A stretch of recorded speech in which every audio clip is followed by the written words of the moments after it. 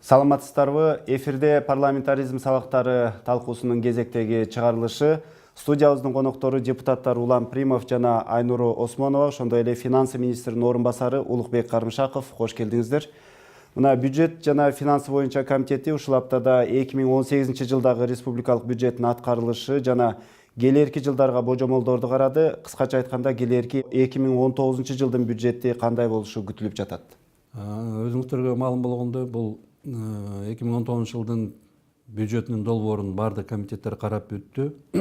Буюрса азыр ошол жанагы кеңейтилген бюджеттик комитеттин отурумуна каралат, анан палатага чыгарылат. Белгилеп кетчү нерсе, бул кийинки жылдын бюджетинин бир нече өзгөчөлүктөрү бар. Бул биринчи кезекте ошол 2019 жылдын бюджетинин анан 2020-21 жылдагы болжолдорунун ошол көрсөткүчтөрү айырмалары бар. Мына быйылкы жыл, өткөн жылдарга биринчи кезекте бул жанакы бюджеттик тартыштыктын көлөмү боюнча.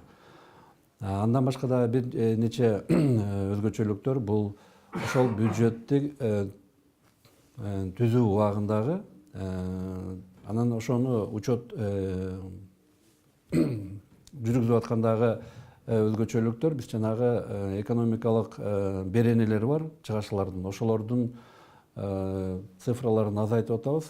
Ошол жана бюджетти алып аткандар, министрликтер, ведомстволор үчүн жөнөкөйлөтүлөт. Бул 66 позициядан 22 позицияга чейин азаят. Ошондуктан бул ошол бюджеттик мекемелерге оңой. Бюджеттик ошол мына 2020-21 жылдагы божомолдорду кое эле турсак, 2019 жылы болжолдуу киреше бөлүгү канча болот эми? 2019 жылдын бюджетинин долбоорунда азыркы кирешелердин көлөмү 151 миллиард 5 миллион сом болот. Ал эми чыгашылар болсо 161,7 миллиард сом көлөмүндө болжолдонуп атат. Дефицит ошол өткөн жылга салыштырмалуу кандай болуп түзүлдү? Өткөн жылга салыштырмалуу дефицит 2 эсе кыскартып атабыз. Биз эгерде 18 жылдын бекитилген бюджетинде 20,3 болсо, азыркы 19 жылдын болжолу боюнча 10 миллиард 10,2 миллиард сом бюджеттик тартыштыктын көлөмү. Же болбосо биз эгерде ички дүң продукциянын көлөмүнө салыштырсак 1,7% түзөт. Ал эми ошо жалпы бюджетте 2018 жылга салыштырмалуу өсүү барбы? 2018 албетте өсүү бар. Канча болжолдуу? 10 миллиардтан ашыгыраак сом бул такталган эмес, бекитилген бюджетке өсүү бар. Анткени такталган бюджетти биз мына мыйзам кабыл алынгандан кийин тактоо өзгөртүү киргизилгенден кийин айтылат. Мына Улам Бердибаевич, айтсаңыз, комитетке бюджеттин долбоорлору келди, сиздер талкууладыңыздар алдын ала. Эми мисалы айрым депутаттар айтып атпайбы, баягы өкмөттөн биздин күткөнүбүз бир 2-3% өнүгүү эмес, бир кур дегенде 7% өнүгүү болсо, элдин жашоо турмушуна сезилмек деп. Депутаттардын ушул азыркы келерки жылдагы бюджеттин божомолдору боюнча ою кандай болуп атат? Алдыда кандай сын пикирлер күтүп турат өкмөттү, финансы министрлигин? Эми мыйзамга ылайык жана бюджеттик кодекске ылайык бүгүнкү күнү өкмөт ушул келерки 2019 жылдын бюджетин комитеттин кароосуна, жалпы жогорку кеңештин кароосуна киргизди. Бүгүнкү күнү аябай кызуу комитеттерде бюджет боюнча талкуу болуп атат. Сиз айткандай, албетте, эгерде биздин экономикалык өсүш сиз айткандай 7%га жете турган болсо жакшы болмок. Бирок ошентсе дагы келерки 2019 жылга өкмөт ушул ички дүң продукция же болбосо экономиканын жалпы өсүшүнүн көрсөткүчүн ушул 4%-ын тегерегинде аныктап атышат. Бул 4% деген быйылкы экономикалык көрсөткүчтөргө караганда кыйла жогору. Өсүү эмненин себебинен экен? Бул сырткы таасирлерби же Кыргызстандын ичиндеги экономикалык өсүүдө бир жылыштар барбы? Бул негизинен биздин мамлекетибиздин ички экономикалык өсүшкө байланыштуу деп айтсак болот. Көпчүлүк учурда мынакей депутаттар региондорго барганда элдер жерлердеги капиталдык курулуштар боюнча, жолдун курулушу, негизи ушул мамлекет өкмөт кийлигишип жасай турган иштер боюнча маселелерди абдан көп козгойт да. Мына бул жылдагы көп суроолор болду окшойт. Сиздердин региондордо дагы келерки жылы эмне күтөсүздөр? Кандай болуш керек? Эмне жасалышы керек? Эми биринчиден баягы эл менен жолукканда эң көйгөйлүү маселелер бүгүнкү күндө мектептердин маселеси. Бир класста 60 бала окуп атат. Мектептердин жетишпегендиги 3 сменден балдар окуп атышат азыр. Кээ бирки густонаселенный жерлерде мектептер курулуш керек. Андан тышкары мына больницалар маселеси, поликлиникалар маселеси. Больницанын акыбалдары мына 100 жыл мурун курулган больницалар, имараттар. Жанагы медициналык аппараттардын жетишпегендигин айтышат. Андан тышкары дагы бала бакча маселеси, таза суу маселеси. Ушундай социалдык көйгөйлөрдүн баары элге барганда ошонун баары көтөрүлөт. Биз бул жерден азыр палатага чыкканда да бюджет абдан көп сунуштар дагы айтылат, сын пикирлер дагы айтылат. Мен ойлойм ошонун баарын учетко алып туруп анан кийин бюджетти кабыл алабыз. Эми мына кийинки суроом балким экономика министрлигине дагы байланыштуу болуп калышы ыктымал. Региондорду өнүктүрүү жылы деп жарыялаган элек. Ошол бюджетте дагы көрүндүбү? Мисалы бюджеттеги сандар ошо Кыргызстандагы ошол аймактардагы өнүгүү болот экен же башталыптыр дегендин бир белгиси барбы ошол жакта? Быйыл мына ошол аймактарды өнүктүрүү жылы деп урматтуу президентибиз жарыялабады беле. Ошол жарыя мына кийинки жылы дагы колдоо тапты. Ошол бюджетте кийинки жылдын бюджетинин долбоорунда 2 миллиард сом бул ошол региондорду, аймактарды өнүктүрүү деп өзүнчө каралып атат. Андан башка айтып кете турган нерсе жанакы капиталдык салымдар, дем берүүчү гранттар, ошолордун баары, ошол беренеден кетип аткан каражаттардын баары ушул аймактарга өнүктүрүүгө кетет. Биринчи кезекте бул социалдык объектилерге, мисал катары быйылкы жылы 154 объект боюнча ушул капиталдык салымдар беренесинен биз каржылап атабыз. Ага бир 2 миллиард 888 миллиондон ашык каражат каралган. Ошол эле мисалы айталы мынабы айыл чарбасын каржылоо, анан жанакы экспортко багытталган продукцияларды өндүрүү, ошолордун баары ошол региондорду колдоо максатында. Анан түздөн түз мен айтып кетпедимби, жана 2 миллиард сом бул ошол региондорду өнүктүрүү программасынын алкагында ошол 2019 жылдын бюджетинде бүгүнкү күндө долбоорунда турат. Өткөн жылдагы эң чоң бюджеттик маселе бул жанагы кредиттер, сырттан алып келген акчалар болду да. Бул коомчулуктун дагы бүйүрүн кызыткан, ал жерде маселе чоң маселелер козголду. Себеби дегенде ошол келип аткан кредиттер баардыгы Кыргызстандын келечек муунуна илинип калбайбы? Ал кандай эффективдүү иштетилип жатабы деген суроолор туулду да.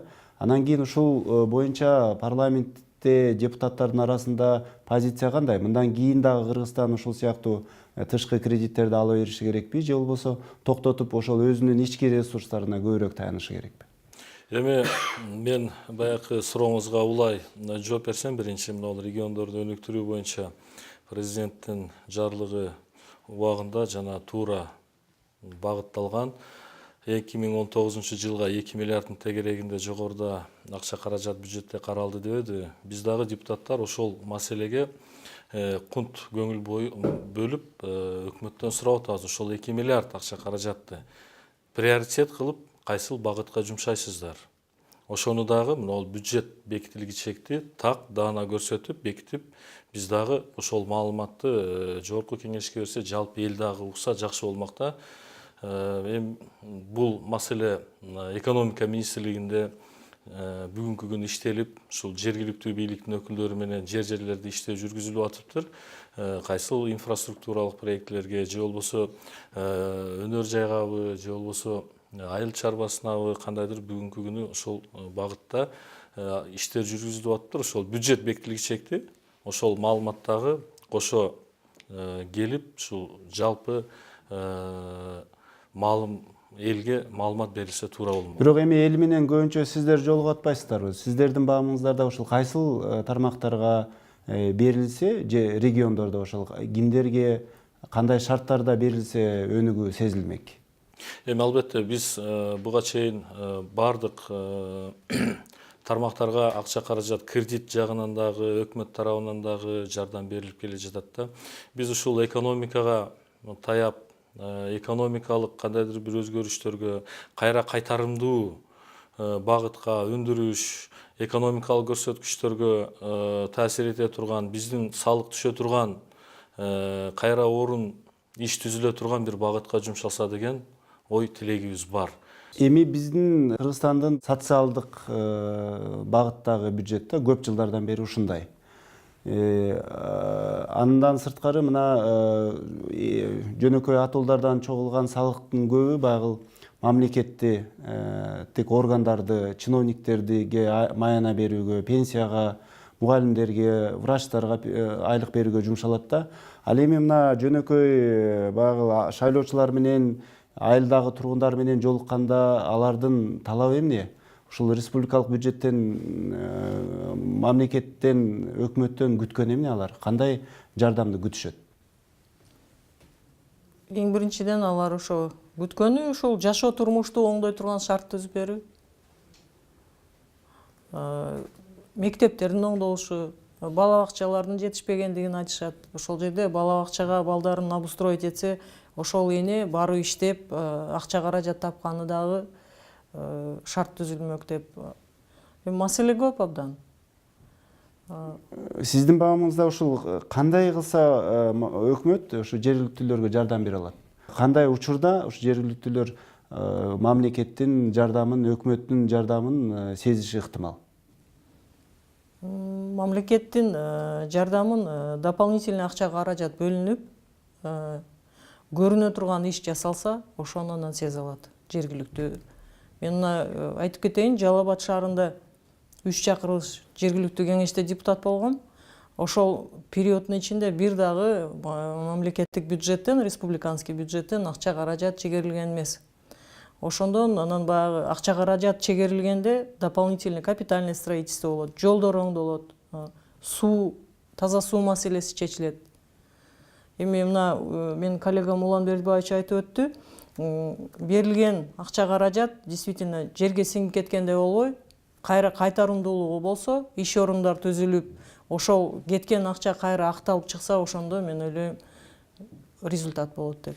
Мамлекеттик республикалык бюджеттен эң көп мындай акча каражат талап кылуучу бул албетте ошол регионду ала турган болсок, врачтар, анан мугалимдер да. Келерки жылы алардын маянасы, эмгек акысы жогорулашы ыктымалбы? Биз биринчи кезекте мына өткөндө президент айтып кеткен, бизге тапшырма берген, өкмөттөн дагы медицина тармагындагы иштеген врачтардын, медиктердин бир кээ бир категорияларын быйылкы жылы биз айлыгын көтөрүп атабыз 1-октябрдан баштап. Ошол багытка кийинки жылы 630 миллион сом каралып атат. Быйылкы жылга 152 миллион сом бюджетке өзгөртүүгө киргизилди. Бул ошол жанакы үй бүлөлүк дарыгерлердин айлыктарын көтөрүү максатына. Ал эми мугалимдердин маянасы боюнча 2019, 20 же 21-жылы бир кандайдыр пландар барбы аны жогорулатууга? 2019-жылга азыркы күндө биз мугалимдердин айлыгын көтөрүүнү каралган жок. Себеби ага булактар болуш керек биринчи кезекте. Өзүңүз жакшы билесиз, бул чоң ошо Киреше булагын талап кылат. Жок эле дегенде 8 миллиарддан ашык. Ошондуктан биз акыркы жолу мына 15-жылы көбөйткөнбүз мугалимдердин. Айтып кете турган нерсе бул келерки жылы биз кээ бир ошол жана маданият чөйрөсүндөгү кызматкерлердин ошолордун айлыктарын көбөйтүлүп атат. Андан башка анча-мынча кээ бир категориялар, жанакы бухгалтериялар бар, биздеги борборлоштурган бухгалтериялар деп коебуз. Ошолордун кызматкерлеринин дагы айлыгын көтөрүүнү пландаштырууда 19-жылдын долбоорунда ал акча каражаттары каралган. Мына өткөн жылдары мамлекеттик ири чоң курулуштар, Түндүктөштүк альтернативдүү жолу, ошондой эле Бишкектеги ТЭЦ жана башка ошо электр энергия тармагына жумшалган чоң курулуштардын баардыгы жанагындай бир коррупциялык иштерге байланыштуу абдан чуулгандуу аяктап, көптөгөн чиновниктер мындай проектилерди кайрадан баштоодон чочулап да тургансыйт да. Келерки жылы ушул жогорку кеңештин депутаттары көңүл бура турган мамлекеттик деңгээлдеги ири курулуштар барбы? Сиз буга чейин ол кредит боюнча дагы суроо берип кеттиңиз эле, мен ошондон баштасам. Чындыгында биздин мамлекетибиз буга чейин ири кредиттерди алып келген. Бул акыркы жылдары Кытай тарабынан насыя алынып, ошол эле сиз азыр айтып өткөн түндүк түштүк альтернативалык жол, ТЭЦ жана башка.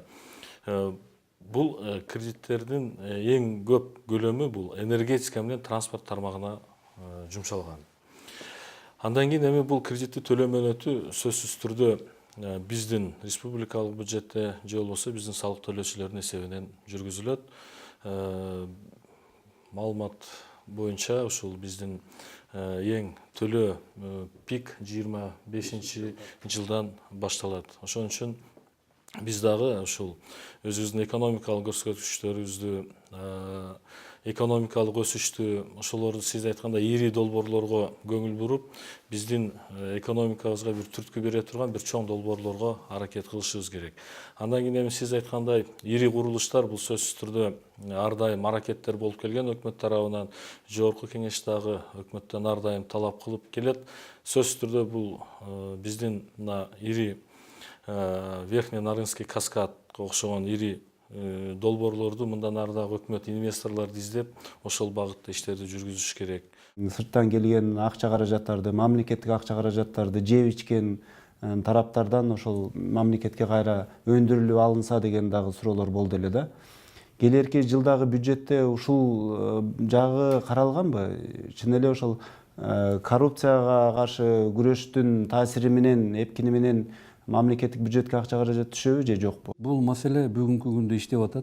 Өзүңүзгө маалым болгондо бул жанагы бирдиктүү депозиттик эсеп деп ачылган. Бул 4 мамлекеттик органдын ошол кылып аткан ошо коррупциялык көрүнүштөр, коррупциялык кылмыштарга байланыштуу жүргүзгөн иштердин натыйжасында түшүп аткан акчалар бүгүнкү күнгө ошол мисал болуп берет. Мисалы бүгүнкү күнгө 500 миллионго жакын ошол 4 мамлекеттик орган тарабынан акча келип түштү ошол бирдиктүү депозиттик счетко, эсепке.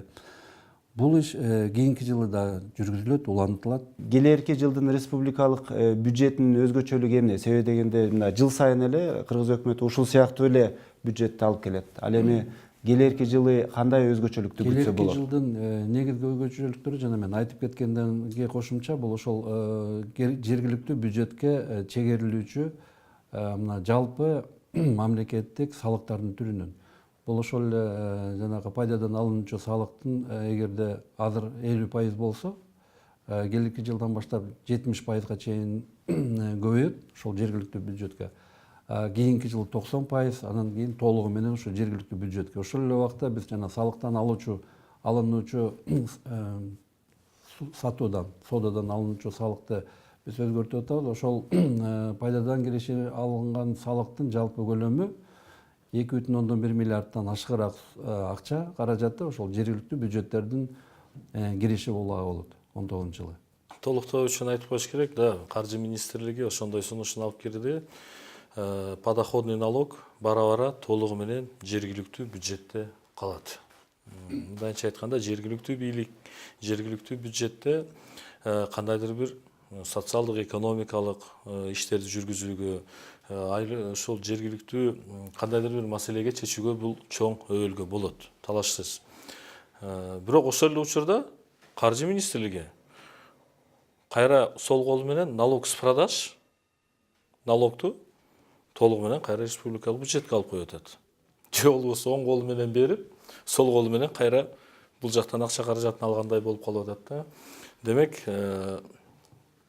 президент айткандай мүмкүн болушунча жергиликтүү бийликти колдоп, региондорду өнүктүрө өзөсөк, ошол акча каражаттар ошол жергиликтүү бийликте, жергиликтүү бюджетте калса, мен ойлойт элем, мындан нары дагы бир чоң ошол децентрализация дегенде өздөрүнүн маселелерин өздөрү чечкенге бир толук шарт түзүлө беле деген ой. Деги эле республикалык бюджетти биз мындай кылышыбыз керек да, баягы Улан мырза айткандай, ошол жерлерге беришибиз керек. Же болбосо децентрализация деп коебуз. Тилекке каршы бүгүнкү күндө баардык бюджеттик мекемелерди биз республикалык бюджетке алып алып ошондон каржылап атпайлыбы. Ошондуктан мына орто мөөнөттүк мезгилде финансы министрлигинин стратегиясы азыр ошого бурулуп атат. Бизде азыр бир трасттык фонд долбоору иштеп баштады. Ошонун алкагында биз аларга ошондой багыт берип атабыз. Азыр ошонун баарын так механизмдерин иштеп чыксак, биз ошол стратегиябызды жогорку кеңешке биринчи кезекте ошо бюджеттик комитеттин кароосуна коебуз.